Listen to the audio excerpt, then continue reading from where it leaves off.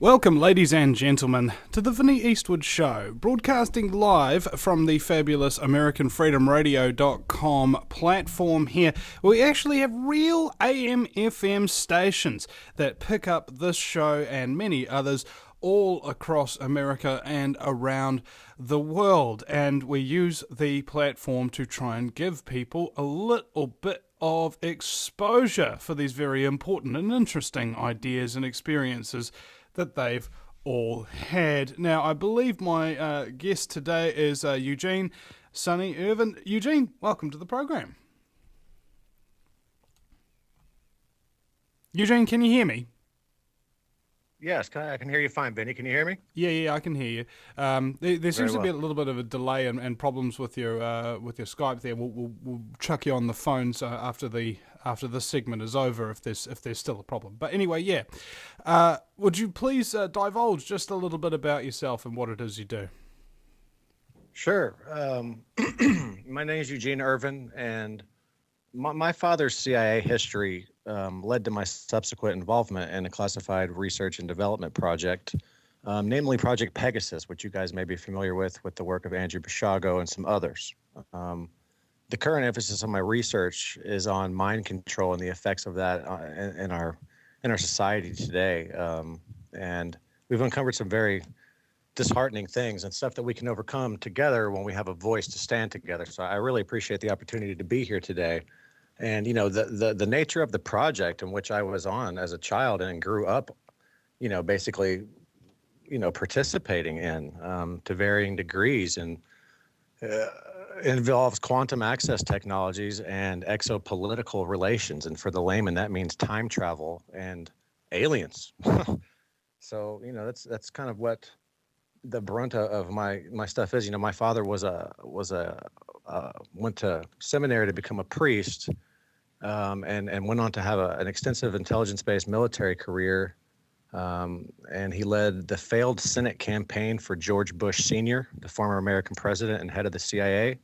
That was back in 1970 when that Senate campaign was actually, you know, when he ran for Senate. And my father was also a patent holder on a device which equated to hundreds of millions of dollars on an annual basis, which wouldn't see its way into the pockets of oil company executives and people like George Bush Sr. So there's an obvious conflict of interest there. And, you know, the device is called the PASER 500. It's an acronym like laser. It's PASER 500.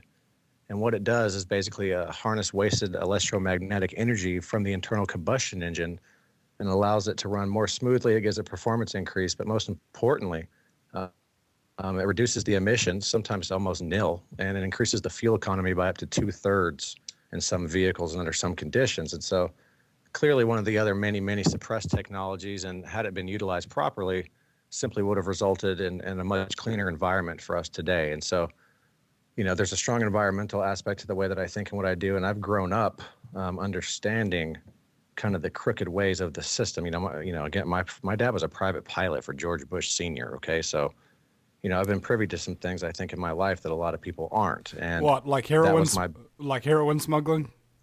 Oh God, give me a break. You're absolutely right. You know, it's terrible what has been done. And, you know, I'm quite proud of the fact that my father actually led the failed Senate campaign for that mass murderer. I don't endorse, certainly not the Bush family. You know, it's clear that he played a role in the suppression of this device, which was marketed in 70 countries, et cetera, you know, all kinds of stuff to go along with that. So, you know, of course, these guys bring in the drugs and all this kind of other stuff and torture people, and God knows what they do. And so,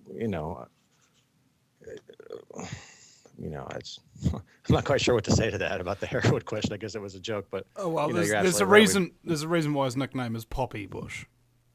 It's funny. Yeah. Go ahead. I do wonder about this quite often. Is that just how exactly do you get to be an American president without being involved in drug trafficking of some kind? I mean, Clinton was involved in it, George Bush Sr. was involved, I'm sure George W. Bush was involved in drug trafficking, even if it was just his own high cocaine level in his bloodstream as he went into the White House. Goodness knows what Obama's done. It's just basically, unless you have something to blackmail you on, you don't get to be president. Of course, and it's very well documented that these guys are running the whole show. I mean, let's face it, when you have, satellites that are capable of basically reading the face of a dime from space at any given time, and you can't see, these massive operations going on and all this other. I mean, here in the States, we had Wells Fargo last year gets busted laundering, $330 billion, if I'm not mistaken, for the drug cartels down in, Central America and South America. And they're fined 1% and nobody goes to jail. I mean, it's just a standard operating procedure. I mean, we've got troops over there, growing poppy right now in Afghanistan, for Christ's sake. So, oh yeah, it's a pretty corrupt system. Clearly, we know that. So, yeah, I love the bar graphs that come out. It's like heroin production under the Taliban in Afghanistan. Nothing. Heroin production before and after the U.S. invasion, massive, and it's under U.S. occupation. It's getting even bigger and bigger and bigger every single year. It's like they've gone from between 1% and 0% of the world's opium and heroin supply to like 90%. Yeah, it's roughly 90% is the last figure I had heard. So, yeah. This is how they finance all these black ops and operations like, I would imagine, Project Pegasus. Absolutely. And what's clear is there was different factions within this quantum access the different really factions of quantum access capabilities, were out there. And so, according to some other people that have gone on public record about this thing, there was a Catholic faction within the CIA, which had the access to this. And of course, we know at the highest rung, Catholicism is basically Luciferianism. I don't know what you know about that, but it's clearly true. And so what I believe is that, it's a clear illustration of the different warring factions in that my dad, who was privy to this technology, in fact, the device that he invented, the patent was awarded in 1972, is akin to Tesla technology in many respects, and that just it harnesses this wasted electromagnetic energy. And so, what seems to be there was a quantum access faction that had the capability for quantum access that was, going and gathering their own intelligence and trying to basically sabotage the efforts of this Nazi faction, which also had this type of capability, and it's still going on today, clearly. And so, one of the things that I'd like to address today has to do with Operation Paperclip, the scientists that were brought over here, the eugenics program that's been implemented worldwide. And, we've tackled the GMO, brilliant work on your part by that. By the way, I saw you out there with your opera singing and all that. I thought that was great. And it's good to know that people are standing together to come over these things. And I would say that mind control is dismissed due to its effectiveness. I tagged you in some videos today on Facebook. And for anybody out there, I'd encourage you to look at some of these videos, which, show physical examples of mind control. And, we live in America today in a weaponized communications grid. In 1996, there was a series of different criteria that was mandated to major telecom companies, all of which, was unconstitutional. It's basically, the back door into the phones where they can triangulate your past and current position. Your web cache can be accessed, all these different things. And, the criteria was mandated in 1996, and the deadline is October of 2001, okay, right after September 11th, which is, a clear telltale sign that they knew this stuff was coming. They knew they could get away with it. And, it's so terrible what they can do now with the different electromagnetic energy and the it's up to terahertz now. And we live in a country here where there's devices known to the World Health Organization in which, people will crawl up into these things to service them with lead suits on to shield them from the radiation. Okay. They're putting these things on the public school property, in some cases, right out in the open, literally on the playground itself. Okay. These things are clearly not to be in the proximity of any of us, and certainly not children. And so we really have to understand why this is going on, why this issue hasn't been addressed.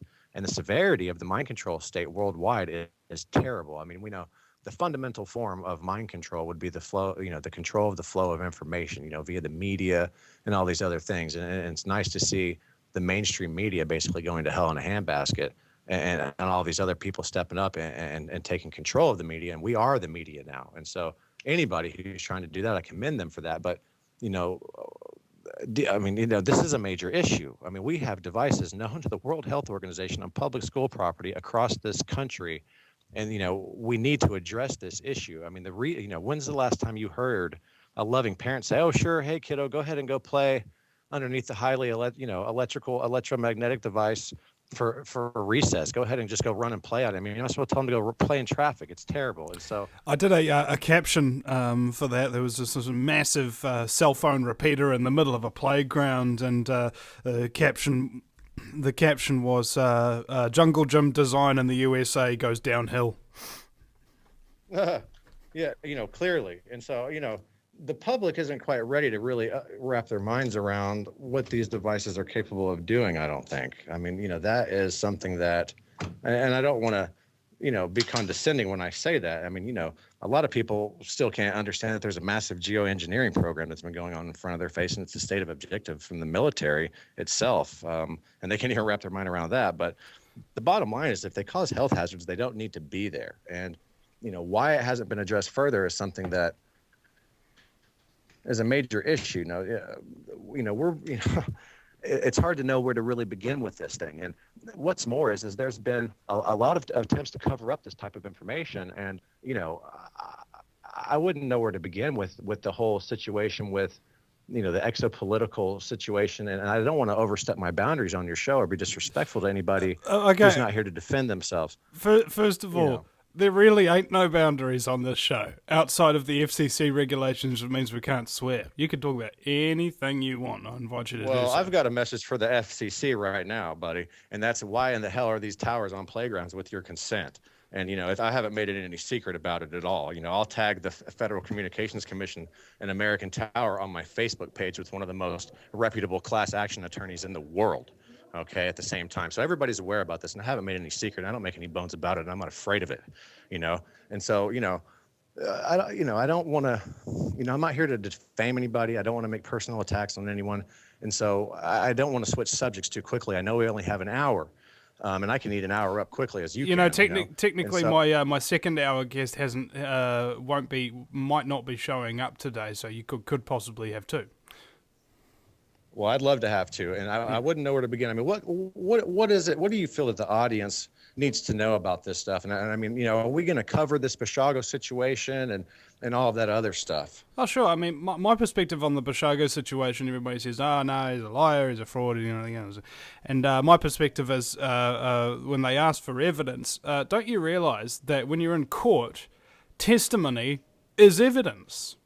Okay. And absolutely. And not only is he got vast quantities of it, he's also got many other people who are in the program who, since him coming out and coming public with this, have come out and basically backed up his story.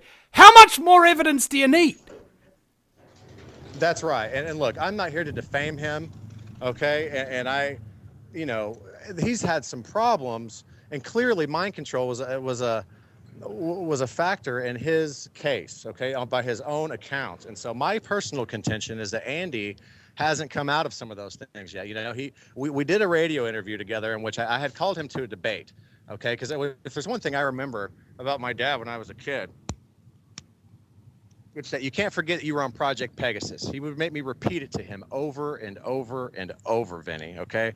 And, you know, I mean, the corroboration between my father and Andy's father in that situation, I mean, there's so many similarities. It's such strong corroborative circumstantial evidence that anybody could take a look at it and see that, you know, we would either have to be both of us, you know, schizophrenic maniacs, or we would have had to have been involved in some type of black government project for this circumstantial evidence to be coincidence. And furthermore, I've provided physical evidence, you know, and much of it in the form of video, timestamps, and text, which is very powerful when it comes to the end of this thing. And so, you know, I do an interview with Andy, in which he endorses my research publicly. He apologized to me profusely, and then a couple of days later, he calls the host, Mike Vera, on Late Night in the Midlands, and says, you know, he asked him to remove this show, which is a clear attempt to withhold information. And it seemed to be the catalyst in which he wanted to do that is a very weird twist of events here that just, I really need to help trying to uncover this from the public, because this is another clear attempt to withhold information. I released, I tried to get a hold of Andy first, being that he's the founder of the Mars Anomaly Research Society, which, some of the stuff that they put up is very credible, and they found a lot of stuff. And you've got other people in the group who may be imaginative or whatever. But if one of those pictures is real, then we've identified a human presence on Mars, an Egyptian presence on Mars, etc. And so I really, I try to get a hold of Andy to release the coordinates to the lakes of liquid water. At least there was lakes there at one time, which in and of itself is a major find, a major scientific discovery. And it seems to be that the water is there now. Okay, I tagged you in the pictures of the coordinates themselves, and anybody can go look at that stuff on Google Mars. Is that a break? We'll pick up there then. Indeedy do. Eugene Irvin is my guest, ladies and gentlemen. We'll be right back after the break at the VinnyEastwoodshow.com. Just bear in mind, this is an entirely listener-supported show, so if you're capable of going to the VinnyEastwoodshow.com, clicking the subscribe button for a couple of dollars a month, it'd be much appreciated, because we're having a bit of trouble paying the rent right now. We'll be right back. Welcome back, ladies and gentlemen, to the Vinny Eastwood Show, broadcasting live on AmericanFreedomRadio.com 5 days a week. No taboo topics, ladies and gentlemen. It's very important in this day and age that you aren't afraid to go where others fear to tread. And there's a great quote here from Mark Twain. What does he say there? He says, "It is easier to fool someone..." Oh, let me turn around the right way. "It is easier to fool people than to convince them that they have been fooled." Isn't that interesting? I love Mark Twain quotes. It's like if you could pick one person throughout history who's a real cynical bastard, but seems to get it right most of the time about the human condition and the scumbaggery that afflicts it, Mark Twain. And my very special guest is Eugene Irvin, the living chrononaut. So welcome back, mate. And there's certain information that you've disclosed on other radio shows before, which you said Andy Basiago actually called up the host and said, take it off. Absolutely. And that whole, it really brings home and illustrates all the points that were made in that interview for anybody who's really paying attention to it. Mind control was the basic nature of this program. And the default psychological programming in the public is a massive thing to contend with. But furthermore, on an individual basis, particularly if we've been in these types of projects, it's very clear that the mind control is there. And one of the things that they'll do is try to keep participants from ever communicating or having any contact with people. And so what I feel personally is that he defaulted to that in an attempt to get this thing off the air, because of that default psychological programming. And so, the basic nature of that was, again, these towers, which is a major issue. I mean, I can't state it enough how mind control is dismissed due to its effectiveness. I don't say that because I think it sounds good. Okay, it's every moment of my waking reality out here, and it's terrible. I mean, what we really have uncovered is they're using the free will of the human organism after seeding it with negative, ideas and feelings in order to bring about a negative manifestation, because there are entities that feed on this stuff clearly. Okay.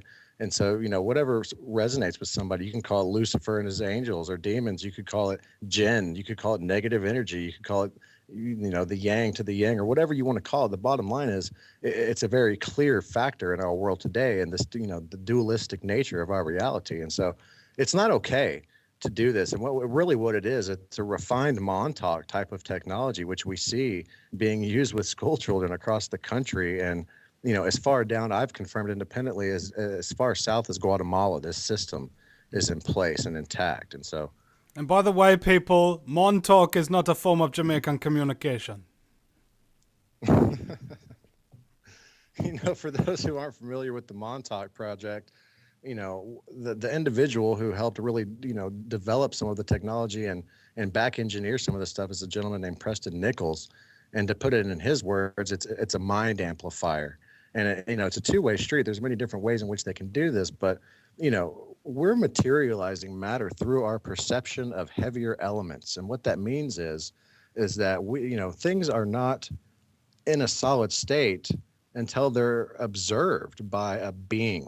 This is basically the gist of relativity part of it. And, that's only good up to 3D. I mean, we have CERN refining their findings rather that, they've made particles go faster than the speed of light. At that point, you really have to bring in a quantum, model of things, and even more into a plasma model of things, which would be the kind of the next dimension of this stuff. And, the bottom line is, in Montauk, what they would do is they would broadcast out people's consciousness that was amplified via electromagnetic energy, and they would broadcast it out after seeding it with negative, ideas and feelings, and literally create with it. And they did this with the same type of technology that you will find in these towers out here today. And, I feel like that's probably, if people don't believe that or not, and that sounds discrediting to any of the further information, just take it at the first level that these devices are known to cause serious health hazards, and they're on, children will go and line up underneath these things at recess. Okay, they're in very close proximity to these things, and so it's a very negative thing. And so we really have to wake up to this thing. GMO, chemtrails, all these things, where we're dealing with a multi-arrayed system of eugenics and mind control, which is ultimately time control. Time is relative to the perspective of the observer. So when our collective perceptions and are seeded with this type of negativity, it has a profound impact on the physical environment in which we are living in today. And so who wants to do something like that is something that, it's made me furious in my life, and you really have to just get to the place where, trying to transfigure your anger into a righteous work by having a voice and getting out there and actually doing something about it. And so, I think we basically left off on the Mars thing, not to jump around here, but if there's lakes of liquid water on Mars, that's a huge finding. If NASA's own photographs are proving that, the public has a right to know. Their tax dollars have been paying for this, or maybe it was the opium money in frickin' Afghanistan. But What's your tax dollars paid to send the troops over to plant and guard the opium? I'm sorry, Randy. What was that? What's my take on it? See, no. If our tax dollars didn't pay for the NASA program, if it was the opium and everything like that, then it's certainly your tax dollars that are paying all the American troops and CIA operatives that are going over to Afghanistan and planting and guarding and processing the poppy fields anyway. Exactly. I mean, in one way or another, every dollar, with the dollar being the world currency, has been lent at interest, which perpetuates a cycle of debt that's impossible to get out of mathematically for 100 years this year, since 1913. We've all heard about the Federal Reserve. If you haven't, look it up. The last person who tried to put a U.S. Treasury note into circulation had his head blown off in the city in which I'm in right now, and that was John F. Kennedy. Okay, and so there's not even anything to back up the money there anyway, is my point. So it doesn't matter if it was tax dollars or opium money or, the child sex slave trade that's going on out there's money. It's all just, it's all a fabrication. So, yeah, there's just one big gargantuan conspiracy concocted through the means of scumbaggery. And essentially, most people only figure out one branch of this tree, when the reality is there are many branches and deep, deep roots that are even bigger than the branches that you can see. Well, absolutely. I mean, it's been, this is the culmination of, millennia of these people implementing their tactics, and we're dealing with that today. And so, it's difficult to try to come up with ways to overcome this stuff, but clearly boycotting these things, raising awareness about these things. I mean, I'll try to educate mothers about the fact that, fluoride, in a recent Harvard study, I think July of last year, they reaffirm what we've known for decades, that fluoride inhibits neurological development in children and in human beings. I mean, it lowers IQ points by the tens of points, and I can go to the store today, Vinny, and look at a gallon of water with a picture of a baby on it, and on the label there it'll say with added fluoride, add to formula, etc., and all these things. And so it's just sickening to think that we live in a place where people are intentionally soft killing us for their own. Why would they want to do that? Is something that is hard to wrap our minds around, and we can't put our own ways of thinking out there when we try to take this into the right context, because these people clearly don't have empathy, and they're murderous and they're devils. The Jews sat there and waited for a knock on their door, and close to over 6 million of them actually were killed in horrific deaths in concentration camps due to that. And so I'm not about sitting there and waiting for a knock on the door, and any way to get this type of information out is an important tool for the people out there. So, well, everybody knows about the general scheme of things. Yeah, we're fracked. But in terms of your very specific personal experiences, let's say in Project Pegasus, I mean, could you just tell us a wee story about how you got into it and what it was like being in there? Describe the jump sure, rooms and what have you. Sure.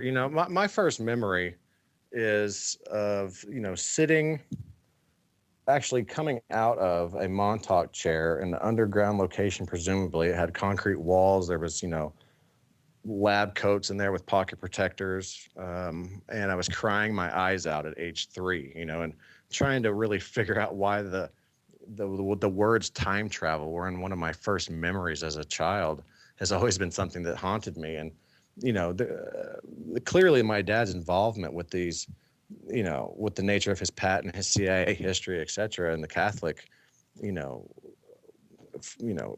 Catholic aspect to his CIA involvement, clearly all play a role into this thing. That was my link into these things, and I grew up, not really, you're trained not to remember these things, and it's so effective. It's amazing what you can do, but there's a stimulus there in people to where, you'll go and basically execute an op after receiving that stimulus. And there's a variety of different ways in which they could do that. It could be an inaudible transmission from satellite or phone or through the radio in your car. Okay, the technology is that sophisticated. And, I'm actually in an area right now where one of these operations that I was involved in, where I participated in it. And that's actually, I'm in Addison, Texas, which is just north of Dallas, a little suburb here.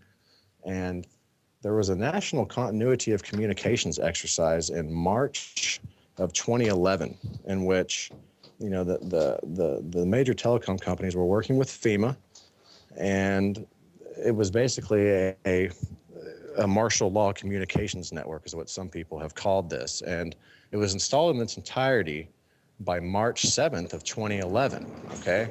And nobody was covering the story. I mean, nobody was covering the story. And, there was a huge, there was like 25 to 30, tractor trailers full of communications equipment in a vacant parking lot here.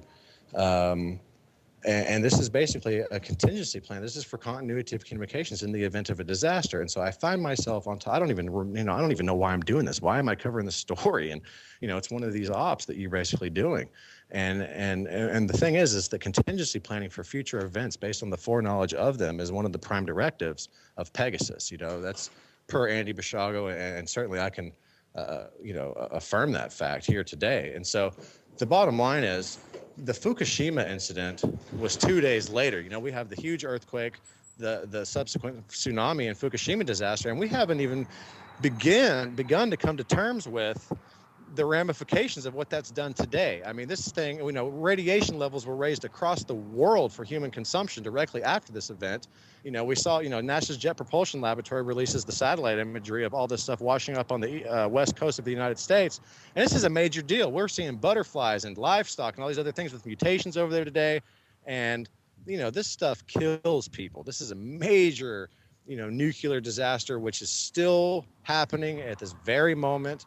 And, is it a coincidence that there's a national continuity of communications exercise in America across this country in conjunction with FEMA 2 days prior to this incident? Is just a no-brainer. I mean, of course it's not. And so it's run of the mill for us to see the execution of an operation under the guise of an exercise, And so, 9/11, London train bombings, Boston, there's there's tons of examples of this. And so, from my perspective, this is a form of contingency planning for future events. Okay, that's the nature at the bottom of this conspiracy. Pegasus is an intelligence gathering operation, via quantum access technology. And what we found out is if you change things, say that we stopped 9/11 from happening, okay, for example, all the intelligence that was gathered there via quantum access is nullified due to the fact that the timeline itself changes because the series of events that happened afterwards aren't the same. It's pretty simple. The butterfly effect basically doesn't occur. And so, to contingency plan for these events and to help coax them along in a fashion in which we're able to deal with them seems to not negate the intelligence, seems to be able to put us, there's innumerable potentialities of different scenarios that were basically happening all around us at any time that our collective and individual perceptions allow us to enter into, to be able to get into and interface. There is so many different timelines around us that, it's just the very nature of time itself and what our reality is. There's many mansions in my Father's house, and I will go and prepare a way before you is a red lettered example of that from a Christian perspective or a follower of Jesus. For me, that's a clear interdimensional reference in Scripture to put out there for people. And so there's a lot of people, I think, that have a hard time wrapping their minds around this, and that's unfortunate. But I mean, doesn't it really only make sense that, time travel and these different types of quantum access capability would have arisen and emerged and been weaponized? I mean, and Andy makes a brilliant case about that in his testimony with the people on the Manhattan Project and Los Alamos and all these different nuclear physicists and how, teleportation, all these other things were weaponized at that time. And so, you don't want to be able to make this stuff available to everybody, and it makes sense for it to be weaponized to some degree, of course, but, declassifying teleportation, for example, could be a very viable thing for our environment to make a recovery. Yeah, and I don't know about everybody else, but when you sit in a plane for a really, really, really, really, really, really, really long time, like 10 hours or something, you think to yourself, why couldn't we just have a teleport instead of an airport? That'd be really convenient, and it'd actually make all the goods and everything go everywhere quite a lot faster and easier and cheaper and good for the economy, wouldn't it? We'll be right back after the break at thevinnyaselshow.com.